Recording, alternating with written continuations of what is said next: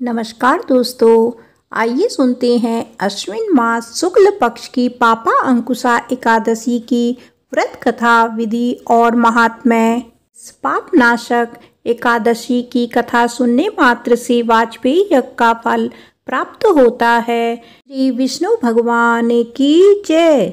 श्री एकादशी माता की जय।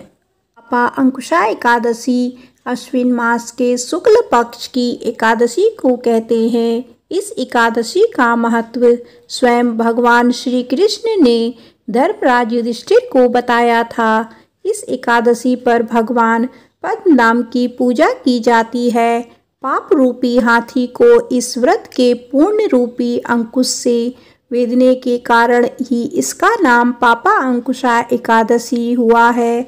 इस दिन मौन रहकर भगवत स्मरण तथा भोजन का विधान है। इस प्रकार भगवान की आराधना करने से मन शुद्ध होता है तथा व्यक्ति में सद्गुणों का समावेश होता है। जानते हैं एकादशी व्रत विधि।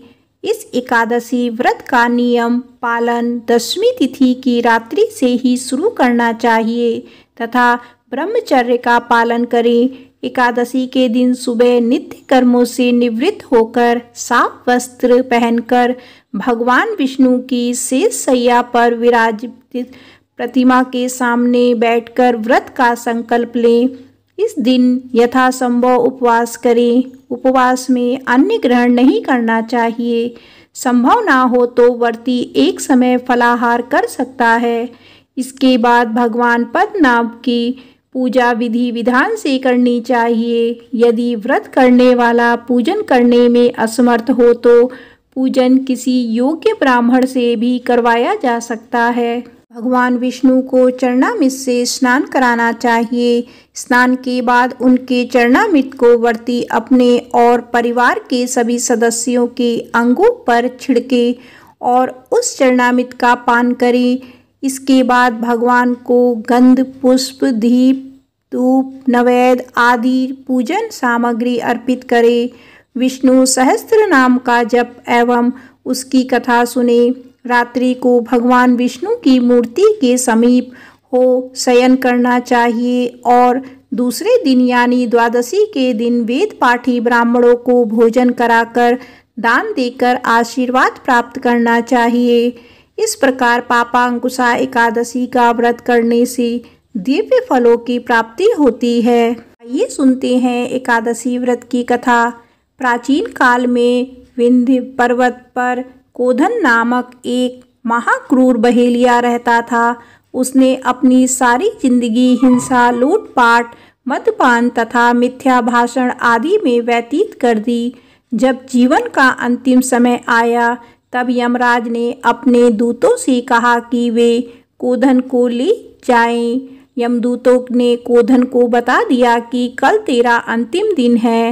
मृत्यु के भय से भयभीत वह बहेलिया महर्षि अंगिरा की शरण में उनके आश्रम जा पहुंचा। महर्षि ने उसके अनुनय विनय से प्रसन्न होकर उस पर कृपा करके उसे अगले दिन ही आने वाली अश्विन शुक्ल एकादशी का विधि पूर्वक व्रत करने को कहा। इस प्रकार वह महापापी पापा अंकुशा एकादशी का व्रत पूजन कर भगवान की कृपा से विष्णु लोक को गया।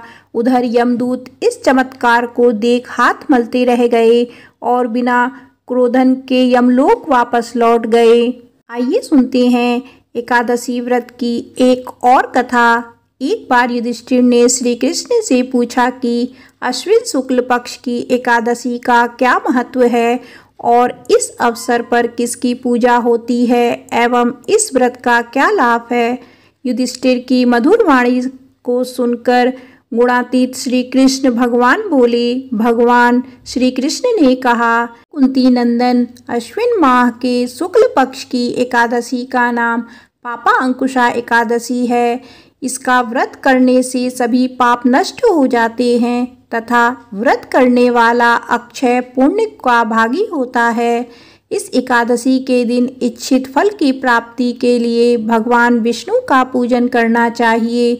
इस पूजन के द्वारा मनुष्य को स्वर्गलोक की प्राप्ति होती है। हे अर्जुन, जो मनुष्य कठिन तपस्याओं के द्वारा फल की प्राप्ति करते हैं, वह इस एकादशी के दिन क्षीर सागर में शेषनाग पर शयन करने वाले भगवान विष्णु को नमस्कार कर देने से मिल जाता है और मनुष्य को यम के दुख नहीं भोगने पड़ते। हे पार्थ, जो विष्णु भक्त शिव जी की निंदा करते हैं अथवा जो शिव भक्त विष्णु भगवान की निंदा करते हैं, वे नरक को जाते हैं। 1000 अश्वमेघ और 100 राजसूय यज्ञ का फल इस एकादशी के फल के 16वें भाग के बराबर भी नहीं होता। अर्थात इस एकादशी व्रत के समान संसार में अन्य कोई व्रत नहीं है। इस एकादशी के समान विश्व में पवित्र तिथि नहीं है। जो मनुष्य एकादशी व्रत नहीं करते हैं, वे सदा पापों से घिरे रहते हैं। जो मनुष्य किसी कारणवश केवल इस एकादशी का भी उपवास करता है, तो उसे यम के दर्शन नहीं होते। इस एकादशी के व्रत को करने से मनुष्य को निरोगी काया तथा सुंदर नारी और धन्य धान्य की प्राप्ति होती है और अंत में वह स्वर्ग को जाता है। जो मनुष्य इस एकादशी के व्रत में रात्रि जागरण करते हैं, उन्हें सहज ही स्वर्ग की प्राप्ति होती है। इस एकादशी के व्रत करने वाले मनुष्यों के मातृ पक्ष के 10 पुरुष, पितृपक्ष के 10 पुरुष तथा स्त्री पक्ष के 10 पुरुष भगवान विष्णु का रूप धरकर वह सुंदर आभूषणों से परिपूर्ण होकर विष्णु लोक को जाते हैं। जो मनुष्य अश्विन माह के शुक्ल पक्ष की पापा अंकुशा एकादशी का विधान पूर्वक उपवास करते हैं, उन्हें विष्णु लोक की प्राप्ति होती है।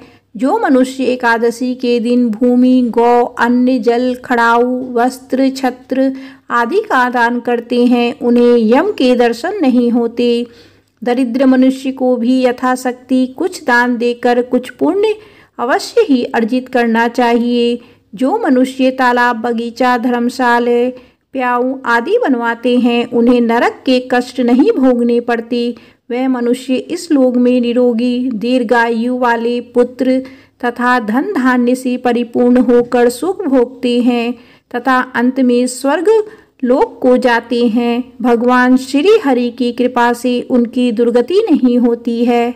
आइए जानते हैं पापा अंकुशा एकादशी का महत्व।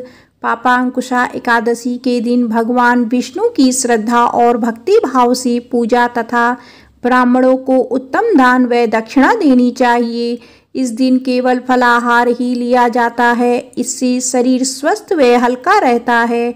इस एकादशी के व्रत रहने से भगवान समस्त पापों को नष्ट कर देते हैं, अर्थात यह एकादशी पापों का नाश करने वाली कही गई है।